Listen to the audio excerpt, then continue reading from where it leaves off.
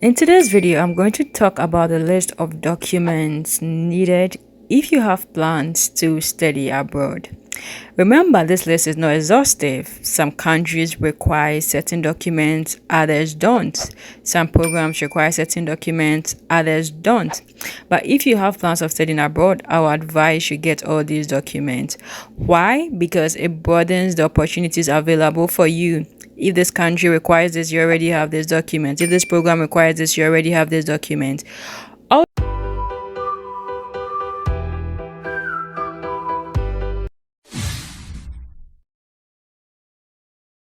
The very first document on our list is a passport. It's very important to start applying for a passport as soon as possible. Remember, no passport, no travel. One good thing is the process of obtaining a passport now in Ghana is very easy. No long queue, you just need to book an appointment online and get it delivered when ready. Every country and how the process works, so I suggest that you apply for the passport very quickly. The second document is a transcript. This may take a while to obtain, so apply for this as early as possible. It could even be advisable to apply for it as soon as you are done with school because you don't know when you might need it. Do not miss a great opportunity because your transcripts were not ready. If your grades are not good, it's advisable to have a top-up course to try and improve these grades. Remember, your last 2 years are very important during the selection process. Put in the work. Your degree. This shows what you graduated with. If you need to request for this, do so early.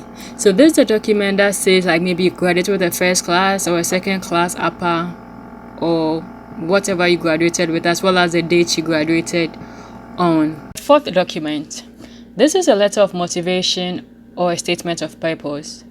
This is an important document because it tells the committee who you are and what you bring to the table. Please make time and write a good one. And once you are done, remember to always proofread it. The letter of motivation is also a document to explain your skill set and strength, explain your weaknesses. If you got bad grades, this is the document that you can explain why you got those grades and how you corrected it. Remember, admission and scholarship committees do read this. This is one document that also helps to determine if they want to admit you or not.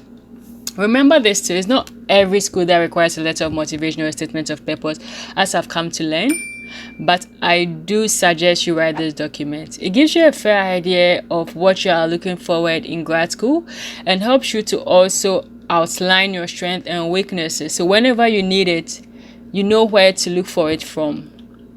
The fifth document is a curriculum vitae or a CV. Note that an academic CV and a professional CV are different. I've reviewed a lot of CVs over time, and sometimes people send me a professional CV as an academic CV. In an academic CV, the most important aspect is your academic strength, whilst in a professional CV, the most important aspect is your professional experience. So with both of them, the arrangement or the format differs. I'm going to leave in the description box as an example of a good academic CV, as well as a statement of purpose for you to have a look at it. Also, like every country and how they would like their CV to look. So one thing I suggest is whatever country you are going to, just go online and search for academic CV for USA or academic CV for France. So just have a fair idea of how they would like their CV to be structured. Now let's look at the English language proficiency test result or your proof of English language. Some universities will waiver for people who are from English-speaking countries or who have studied in English. Other universities will not waiver this and they'll require you to write it.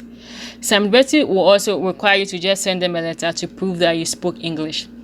An example of set exams are the IELTS, the TOEFL, the DET, the CPE. I advise that you visit the university's website to know which of the documents they do accept, so that you don't go write something that they do not accept. Also, this test involve money. You have to pay for these tests. And sometimes they do require a minimum score, so have this score in mind while you're writing those exams. And as I said, not all schools will waiver this for you, but I do suggest you send an email to ask if it's possible. The 7th document is test scores. Some universities will expect you to write certain exams like the GRE. Most of the universities that require you to write the GRE is North America, that's the US or Canada. Europe does not really require you to write the GRE, but you need to confirm with the university you want to attend. There's also the GMAT for people who want to go into business school. Normally the GRE is for like other disciplines, but for business school they require the GMAT, and the MCAT is for like the medical field. So always check with the university before you go write these exams, so that you don't really have to waste money, because they also require money. Register for these exams early and also know the deadlines from your university, so that you know that you have the results before those deadline dates. Now the recommendation letter. This is very important. This should highlight your strength in completing the program and also helps them to know if you're a best fit for the program. It's important to ask your professors who know you personally and are willing to put in a good word for you. One thing you should know is that you have a higher chance of being selected either for a program or a scholarship if your recommendation letter is tailored and not generic and quantifies your success. An example, Barbara was part of the top 5% of her graduating class. The number varies based on the school of interest and could be 2 or 3. That some schools will require you to give them 2 recommendation letters, others will require you to give them 3 recommendation letters. Some schools will also require you to give them recommendation letters from companies you have worked with instead of academic recommendation letters. So it's very important you know all these things. For me, during my time, all I had to do was to go to the university to talk to a professor to write me a recommendation letter. And I used that one recommendation letter to apply to all schools because I just needed to upload them online. Other universities will want to send a direct request to the professor for them to write the recommendation letter for you. So you need to figure out which of them works for you. Some universities will just require them to fill a form, maybe just to tick things and just for you to upload. So every university and what they require, but I will suggest you go talk to your professors earlier on if you plan on going to graduate school, to tell them that, oh, this is what you want to do, and if they are willing to serve as referees for you. Now there's a birth certificate, which is not really common, but some universities require it, and I suggest you get your birth certificate because when I was in France, it was one of the documents that everything I had to do, I needed a birth certificate. So just have it down. A research proposal, it depends. Like if you are going for a research degree like a master's or a PhD, some programs will require you to submit a research proposal. This is not always common, but sometimes they do require. And finally, this is actually one of the most important. It actually should have been the first, and that's cash. That's money. Money is an important component of studying abroad. Some schools, especially in the US and Canada, require an application fee, which can range from $50 to $150. Most schools in France and Germany requires no application fee. So as you are preparing for grad school, have this in mind and budget accordingly. It's also possible to request for admission fee waiver.